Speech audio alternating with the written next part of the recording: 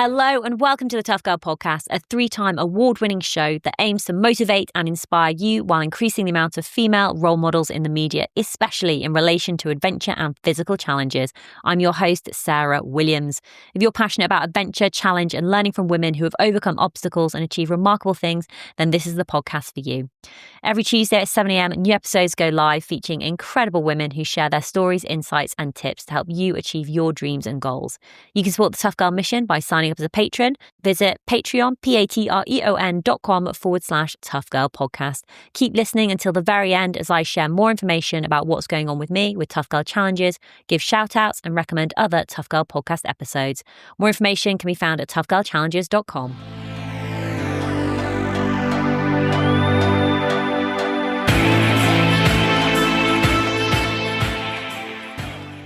My name is Hillary Allen. I am based in Boulder, Colorado. I grew up in Colorado, so I am one of the few local natives here who actually still runs and is involved in all of the Colorado stuff.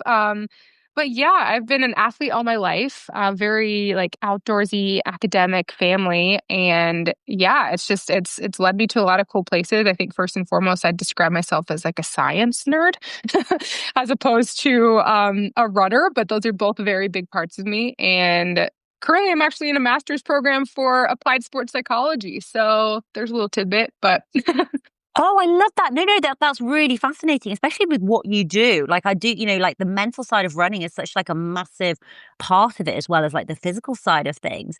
But I was going to say, I was thinking growing up in Colorado, yeah, you must have just been outdoors all the time. Did you have siblings and were your parents, come on, let's go get up these 14,000, what do you call them? 14,000 feet footers? Yeah, we call them 14ers, but yeah, 14,000 foot peaks. Yeah, I do. I have an older sister and, my parents actually both taught, they're professors at Colorado State University in Fort Collins, where I grew up.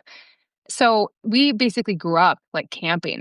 I think I was camping with my family before I could even walk. And I think honestly, some of my first steps were on a trail, right? It was just kind of that's what we did. My father had the summers off so he could, we could go on big road trips together. We visited almost all the 50 states. Yeah, just camping, road tripping. And yeah, sports. My father was actually a really big runner.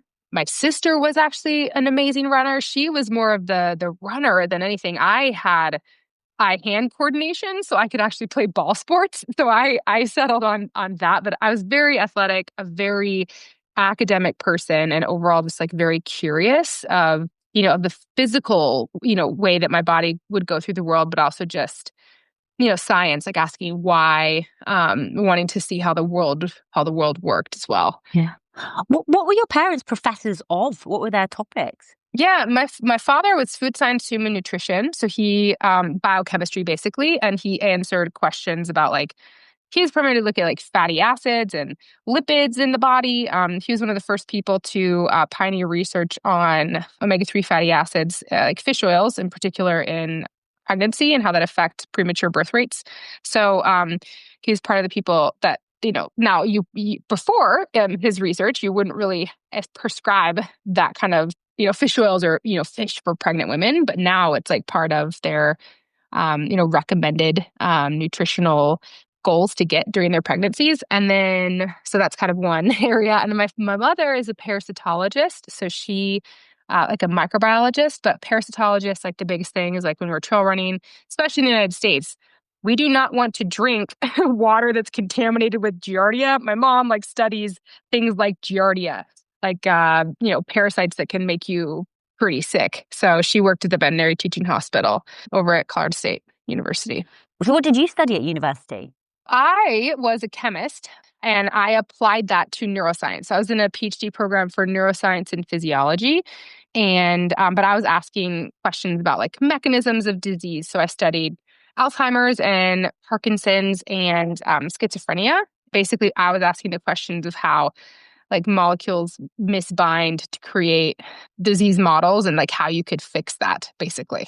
Did you finish your PhD? No, I actually got all of the publications that I needed to get a PhD, but then I just didn't really want to finish. It actually corresponded with, it was a pretty pivotal thing. I think it's a very big learning experience.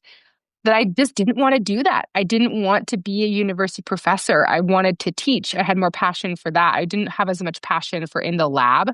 And so I graduated with my master's degree, and it kind of coincided when I got offered my first running sponsorship. And I basically told myself, okay, I'm going to take a chance on this. I'm going to try it out for a year. And if it doesn't work out, then I'll go back to grad school. And that was 13 years ago. So Let's go back those 13 years then. So this opportunity came up, but how had your running progressed to get you to that point? Were you just, had you gone the traditional route, half marathon, marathon, ultras?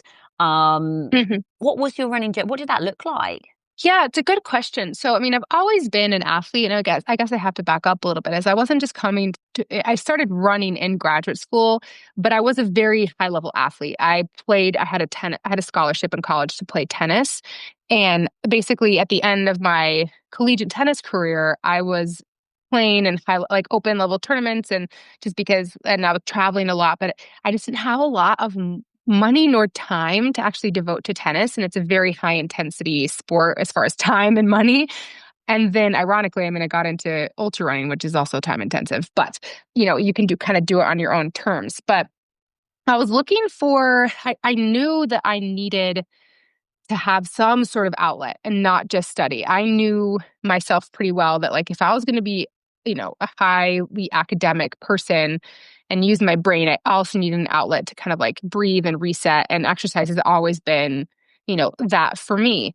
And so I started running with this group that actually met really close to my house, in fact. And they started, running culture. They started at 5:30 in the morning, so I could be done by 7 and in lab at 7:30, or like in class at 7:30. So it really suited my schedule. And so I just started running, not really for anything. I didn't want to compete. I didn't want to even race. I was just running for sake of running. And then from there, this runner group, Janie Day Luke 4, her main name is Janie Day.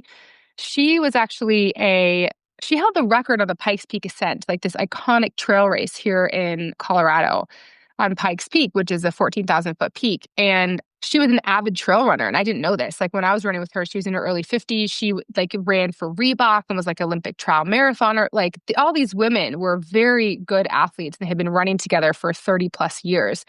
And I just came into this group and, they're taking me under their wing. And so Janie started training me for my first road marathon. And then as I was training for that, she, got me into I kind of discovered the trail running scene. And so I think I had a knack for running just because I was already a high level athlete, but then something just clicked after I ran that road marathon, and I just like completely shifted to trails and ended up just signing up for races because they seemed fun. And then I started winning, and I obviously had some talent, and then it just kind of snowballed, honestly, from there.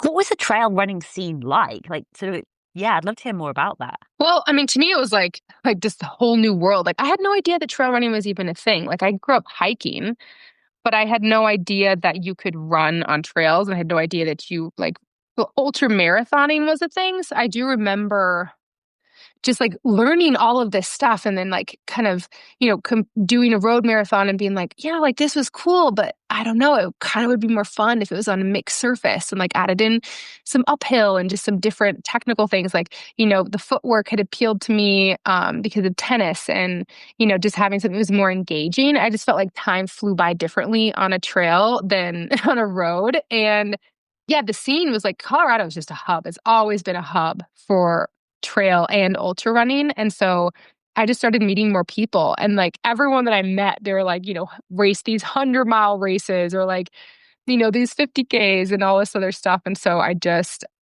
started to get curious and ask the question of like, oh, I wonder if I could do this. And then, getting people to kind of like to go on my first like long run on the trail that, like was like a 20-miler, but on the trail.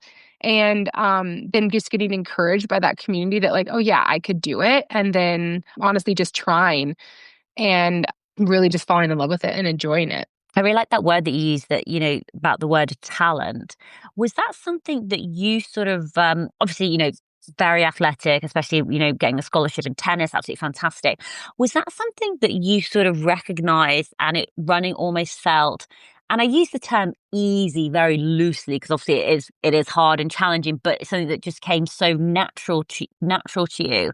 Or was it something that you needed, maybe because you enjoyed it so much that you needed to work harder at it, if that makes sense? Like like the talent, or was it somebody else sort of like saying, no, you're really good at this. You have got potential. I think it was a bit of both. Like I was drawn to running generally just because it was so hard.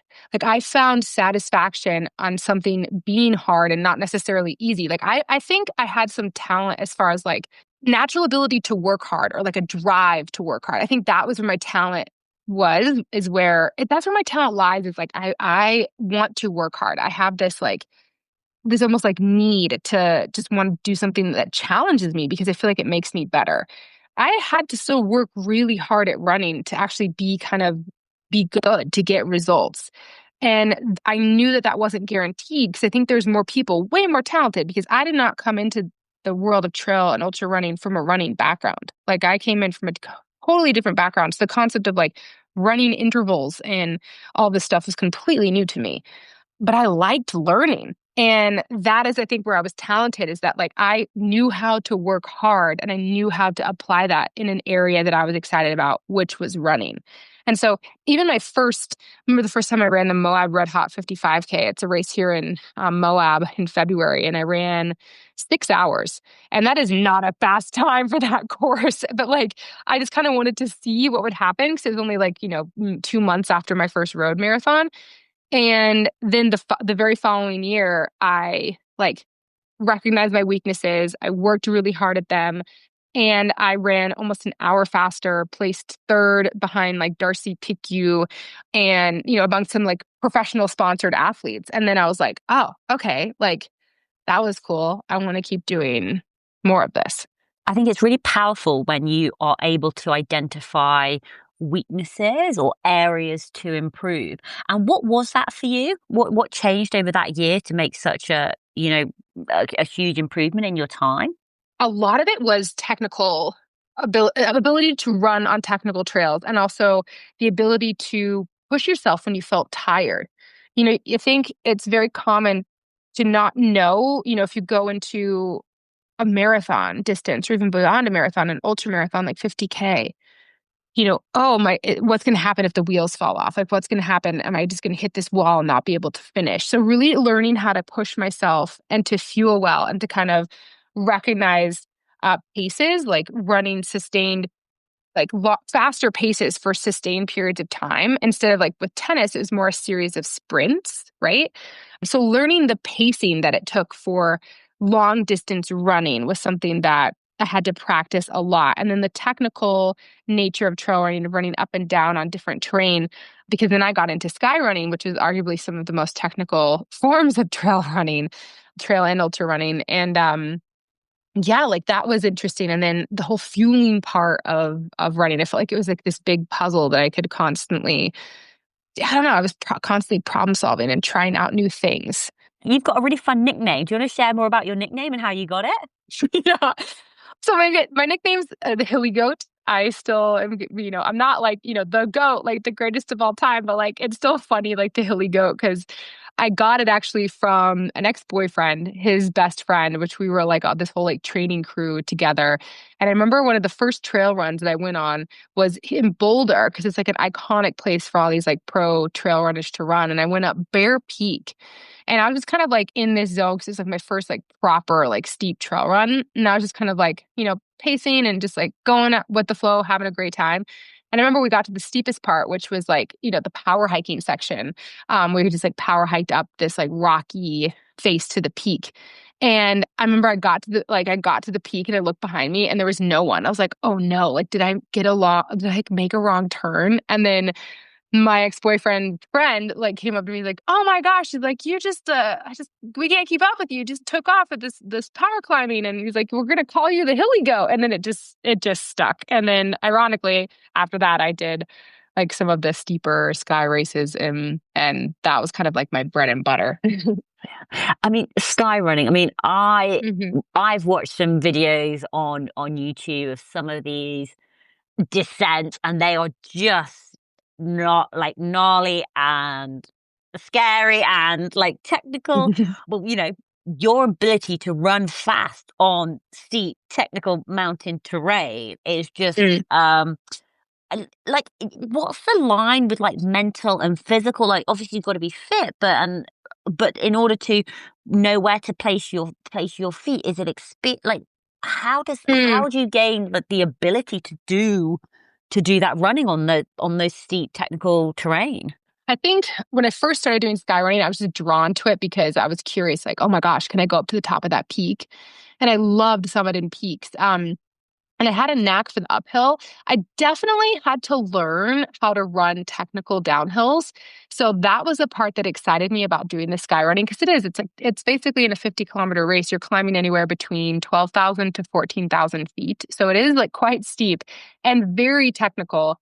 And honestly, I would just learn. I had to practice a lot of like the confidence to run fast on, just downhill in particular. I think my tennis background really helped me there, but it is a skill that you have to practice. And so that's kind of how I tackled it, is a skill to get better.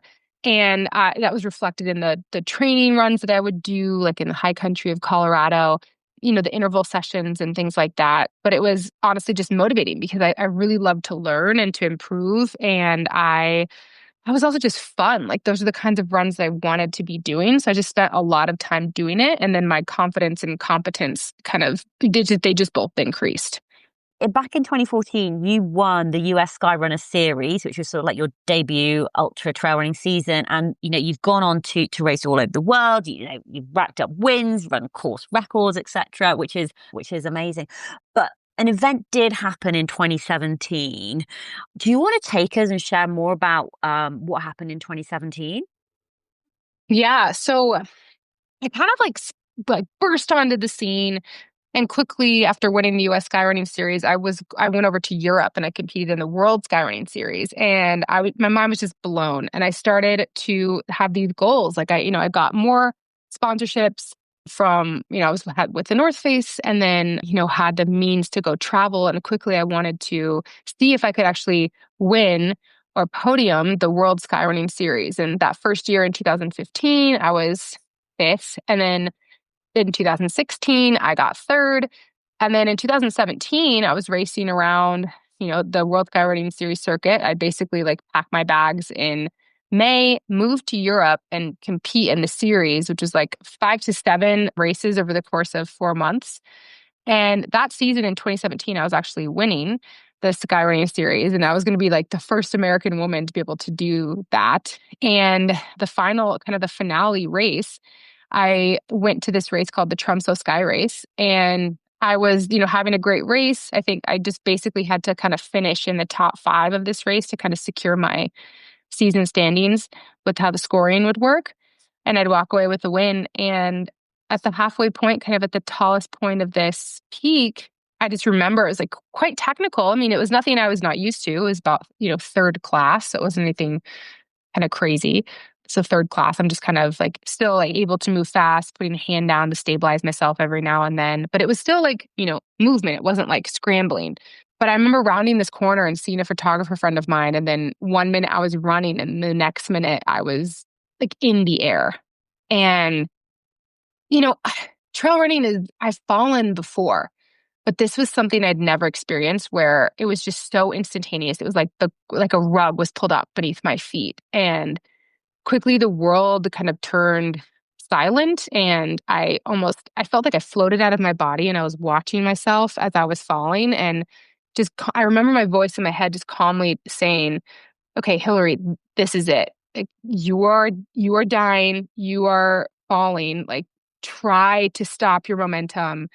Like try to stop yourself from falling because like this is really serious." And that was kind of on repeat as I remember hitting the mountain and then like I didn't feel any pain, but I felt the impact and then I was airborne again. And then I felt like the impact. I like felt my bones breaking and then I was airborne again. And that was kind of on repeat until somewhere along the line I just had passed out. And yeah. And then when I came to, I remember like kind of familiar and unfamiliar faces, a lot of pain.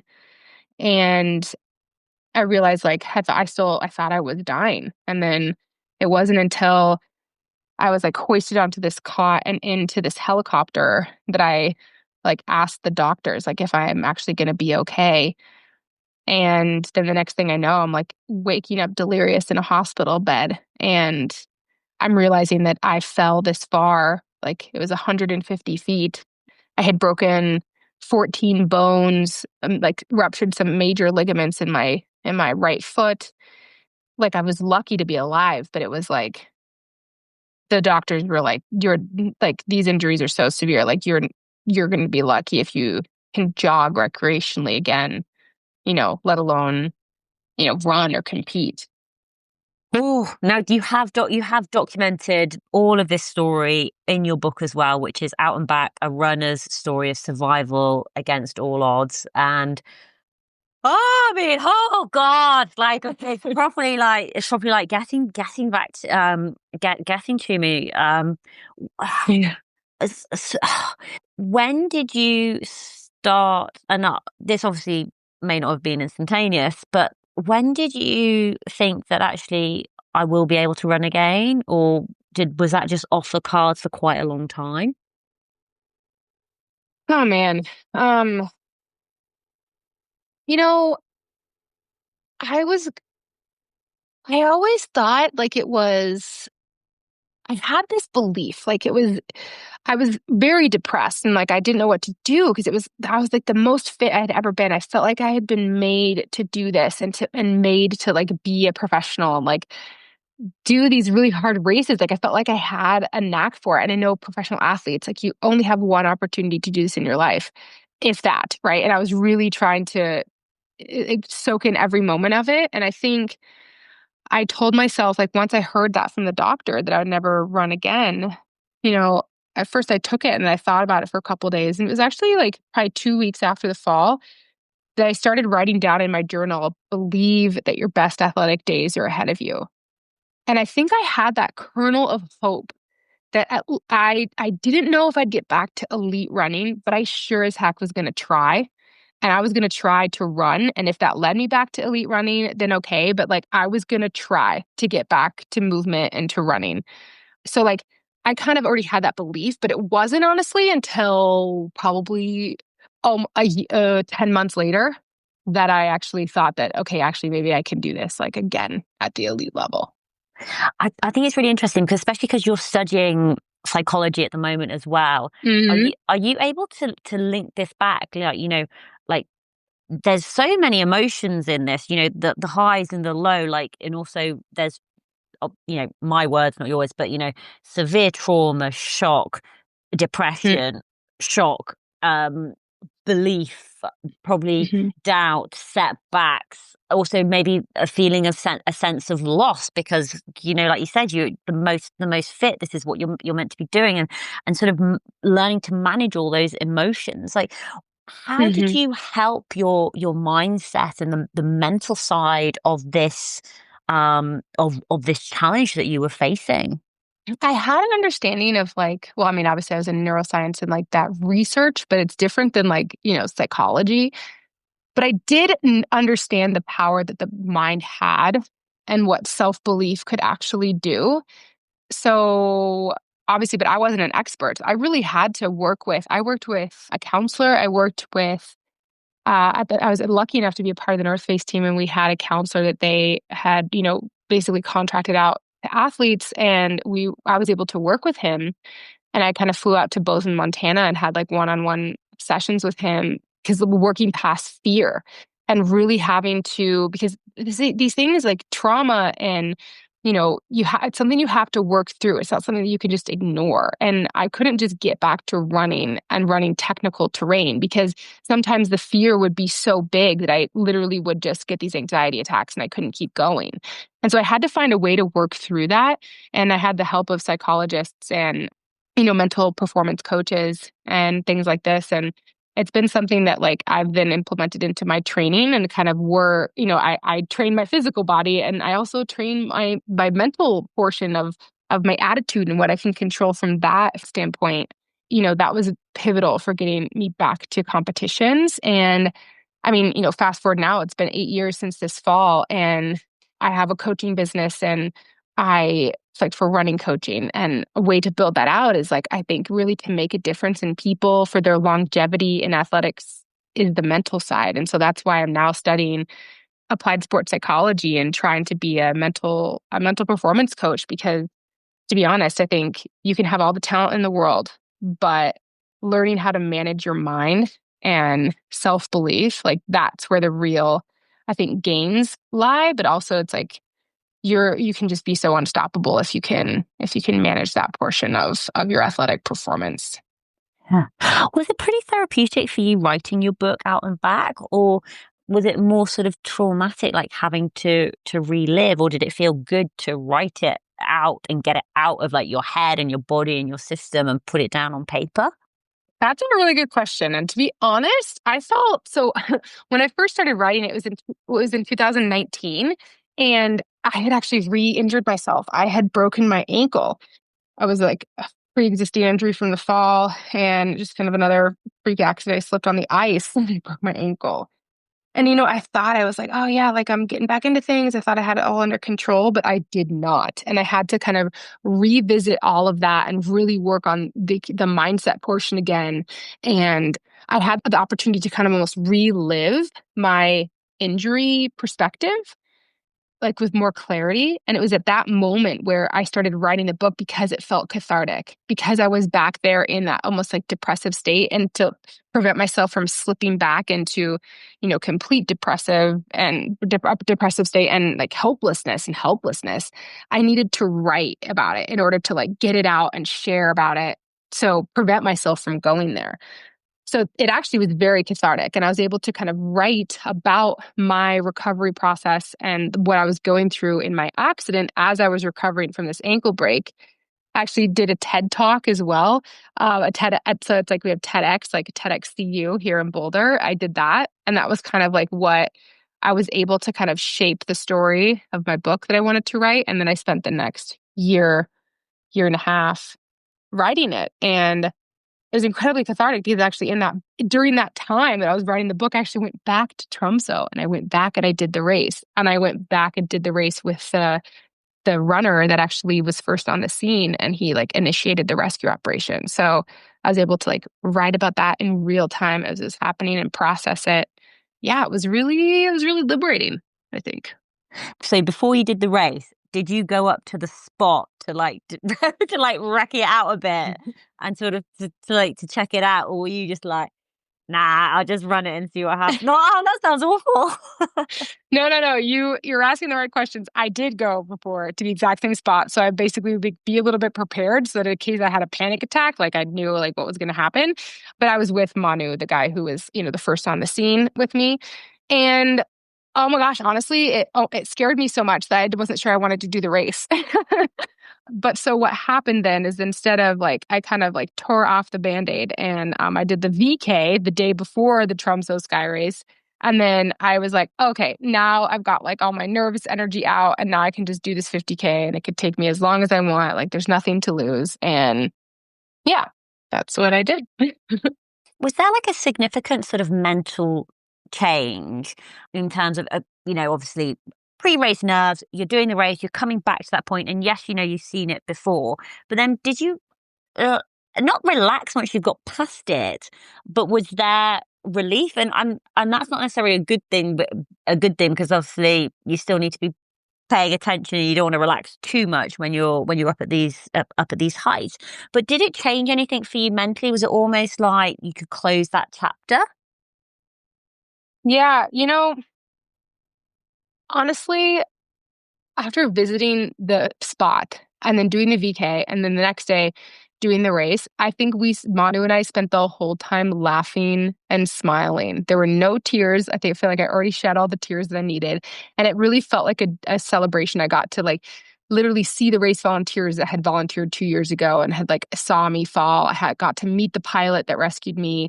So it really felt like a really cool way. Yeah, again, like closing that chapter. And then, Norway is a beautiful place, but I really don't think I ever need to go back to Tromsø ever again. Like, Like I would go to different parts of Norway and explore them. But yeah, it definitely felt like, okay, like it felt like Tromsø felt like this scary place like I never wanted to go to again. And now I don't feel that way. It feels like the clouds were lifted and it's like I can look about it like fondly and like a growing moment instead of with fear and anxiety. I think one of the interesting things that you shared during that is obviously going through something, so traumatic. Then you're on this road to recovery. You're progressing. Everything is moving forward, and then you have another setback with a break in your ankle, and that sometimes that's not necessarily just the break in the ankle, but it's also that break sort of mentally, and it can be in my words like a slippery slope of like, why now? Why me? Why is this happening? And I suppose I just want to come back to maybe some of the more like practical tips around that mindset, especially if you're struggling to remain positive. Because obviously there is something well, you'll know more is like when you can be overly positive and reframe everything. But what was sort of what I suppose what I'm trying to get to, if I can get my words out, is what are the practical tips and advice that you would want to share for people who maybe feel as though they're just dealing with setback after setback, or it's just one thing after another, and they're not having any let up, and they maybe feel as though things are never going to improve. And obviously they are, and I want to share that with them. But I suppose like mentally, is there anything that you could say in that point? Yeah, so there's a lot that I've learned about obviously mindset throughout my whole journey in my recovery. And the one thing I will say is a little bit of self-compassion goes a long way. And with that self-compassion, I think it gives yourself permission to be okay with struggling. Like it's okay to struggle. It's okay to have a hard moment.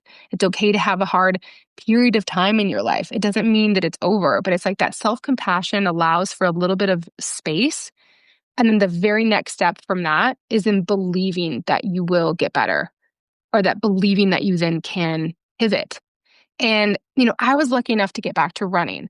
That might not always be the story that people have, right? But that doesn't mean that you're done being an athlete. There's so many different ways to be an athlete. There's so many different ways to like learn and grow and become better. And maybe that means pivoting to a new endeavor. Like I found cycling through my injury and like different sports, and like that was super super powerful to just not define myself in such narrow terms. But where it started with self-compassion, that it was okay to be struggling and to not feel like myself. And then with that self-compassion, there was that hope and that self-belief. And that self-belief is so powerful that like you will get back, and it might not look the same, but it's still you. And, you can still develop this other like aspect of yourself that you never even, thought there was before. And I think that's really exciting. And that's really what helped me kind of get through some of the darkest times. And, I fell off a cliff and fell 150 feet, and I've had 7 surgeries since then. So it's like, just because I was injured once doesn't mean it's been a story of rainbows and fairy tales. Like it's definitely not been that. And every time I've been able to, maybe not instantaneously in the moment, but like had this perspective of trying to learn something new. And, if I couldn't return to running, well, then I was going to find something else that brought me joy and sparked my passion. Yeah. So what's next for you? What do you obviously you're working on your masters, which is amazing, applied sports psychology. You mentioned cycling, you're working as a running coach. Have you got any big races that you're wanting to work towards? What are some of the future goals? Yeah, that's a great question. I love it because I love learning and expanding and growing. I'm actually I'm signed up for a road marathon in January. Because like I said, it's really exciting to do something that I'm not good at, and to try to work on some speed and some weaknesses. So I'll see how that goes. And then, yeah, currently planning my trail running season for next year, while currently managing, like, going to school and doing all these other things that also make me feel like a whole person. I just really like to learn. And I'm really excited about what I can learn in the coming years in sport and other. I love that. And I was about to say, and Hillygoat. Well, Hillygoat, now what's really awesome as well is you do have a podcast. Do you want to share more about your podcast? Yeah. Oh man, it's awesome. So I co-host it with two other ladies, Corinne Malcolm and Keely Henninger, and it's all centered around women in sport. And so we try to highlight.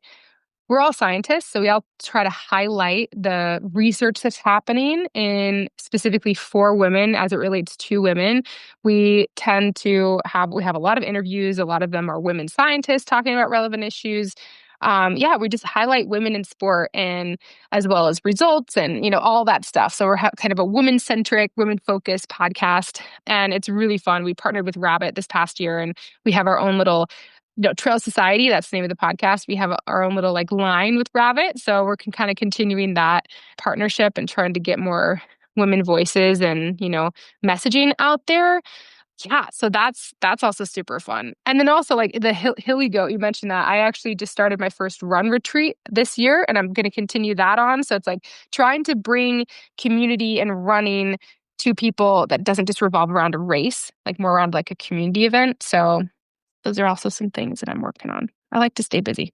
Yeah, no, I love it, especially with Trail Society. For women, to women. Like I'm all about that. So I will definitely be sharing all of the links to your podcast and all the amazing work that you are doing, like in this space, especially with running and community and the science as well. So Amazing. important. Thank you. Hilary, how can people connect with you? Where are you most active on social media? Where should they go? I have everything kind of linked. I have a website, hillaryallen.com. All the information is there for coaching and my podcast. And like I have a Substack, so it's all linked there. So but then in Instagram is a place where kind of I share all these things. So it's Hillygoat_climbs. You can find me there if you Google Hillygoat. But yeah, it's the one-stop shop, and I'm always constantly sharing, and I'm always happy to hear from people. And yeah. Awesome. I will put the links to your website, to your social media in the show notes so that people can follow along. Part of me is like, do I call you Hilly? Hilly? Hillygoat? Hilary? All of the above. You can call me Hilly. Some people call me Hills. Some people call me just Goat. I kind of answer to all of it. I think I really like Hilly. Like, I don't know why that's really... Because I just like the fact that you're like running in the mountains. It's like hilly and stuff. But Hilly, I'd love for you to share your final words of advice, words of wisdom for other women. And you can take this in any direction you like, whether it's about getting into running, taking the next steps in running, dealing with setbacks, dealing with fear, overcoming obstacles. Apart from just do it and, get over it, what advice would you like to share? I really like daily practices that you can do, like small hurdles that you can kind of overcome at your own pace. I think something that is really powerful that, created a lot of momentum in my life and still does is the daily practice of journaling. And it doesn't have to be fancy. It doesn't have to be extravagant. It's just the simple act of checking in with yourself and writing something down. And how I started it was writing down a mantra or an affirmation. And my mantra was, I believe in your best athletic days ahead of you.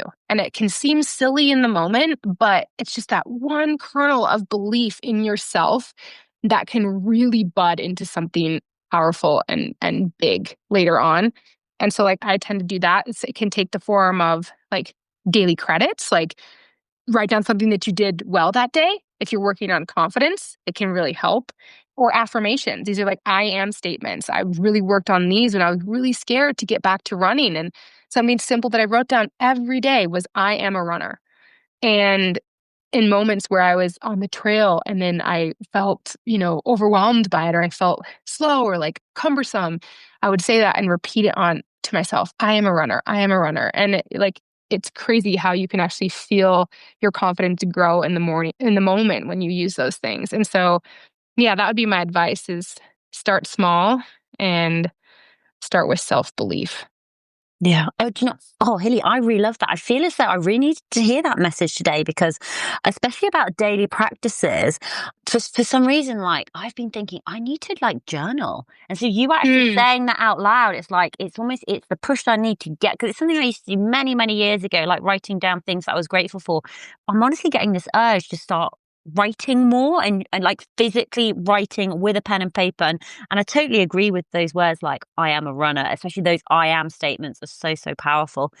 Hilly, Hillygoat. Thank you so much for coming on the Tough Girl podcast. Honestly, it's been amazing to learn more about your story, the journey that you've been on, that you are currently on at the moment.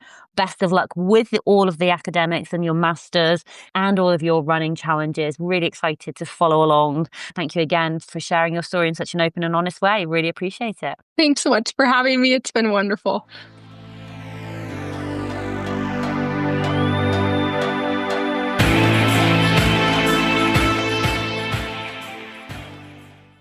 Hey, tribe. How are you all doing? How are you all doing? My runners, my walkers, my joggers, my plodders, my badass women outside listening to the Tough Girl podcast. I'm so proud of you for getting outdoors, especially if you're in the Northern Hemisphere at the moment and it's getting colder and darker, and it does make it harder to get out there.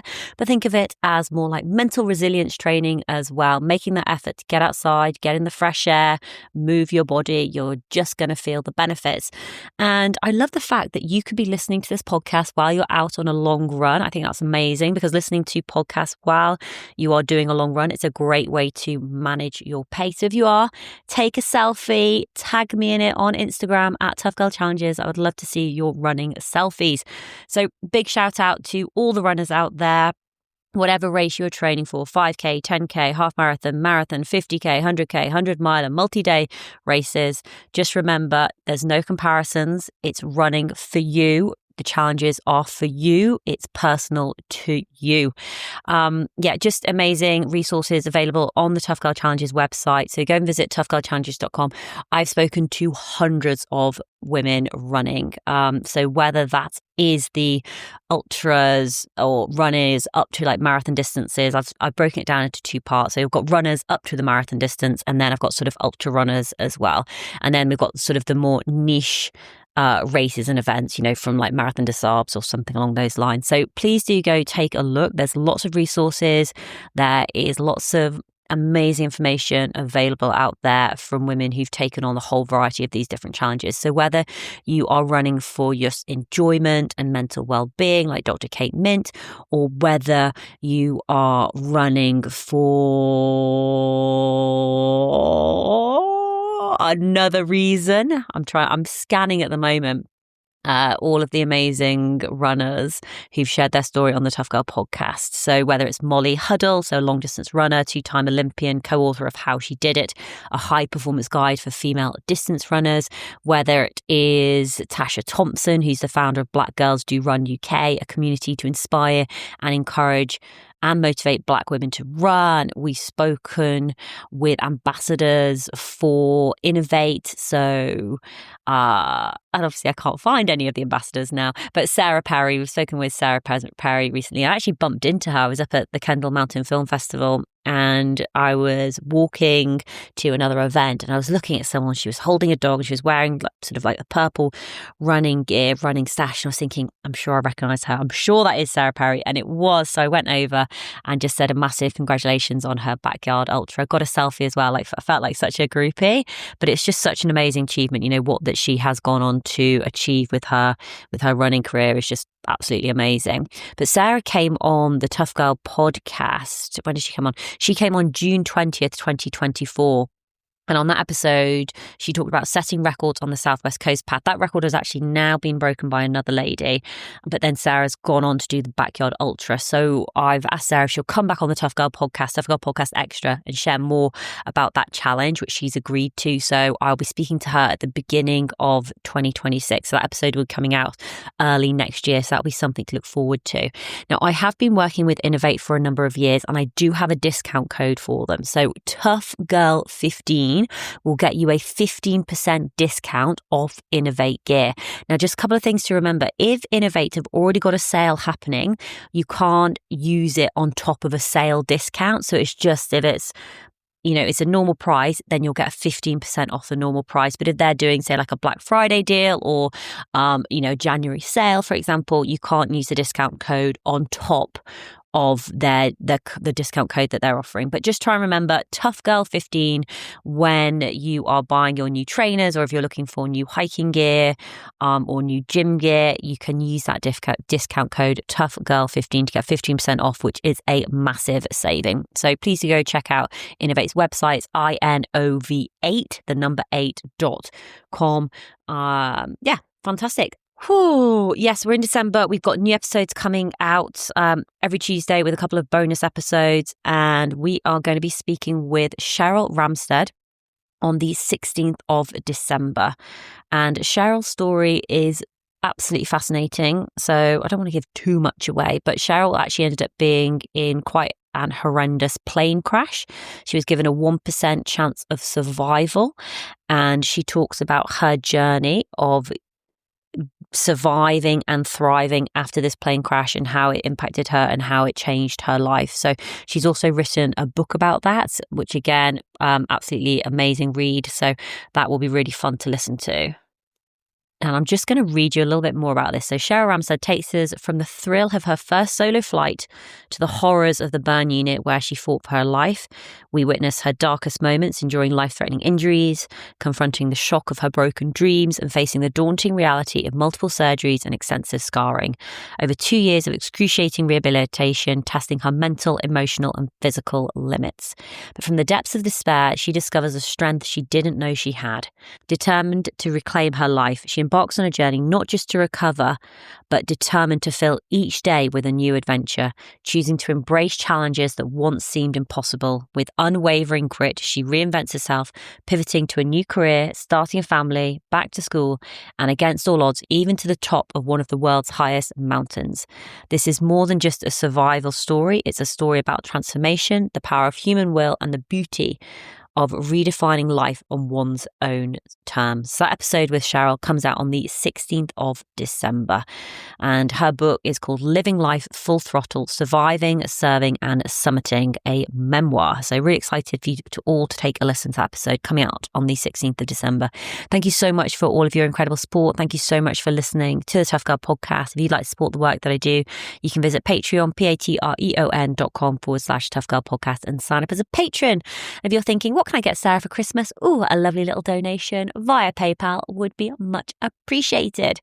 Thank you so much for listening. All that's left for me to say is, wherever you are, whatever you are doing, give it your all, give it 110%, get after it, go for it, believe in yourself, because I believe in you. Take care, lots of love, and I'll speak to you soon. Bye.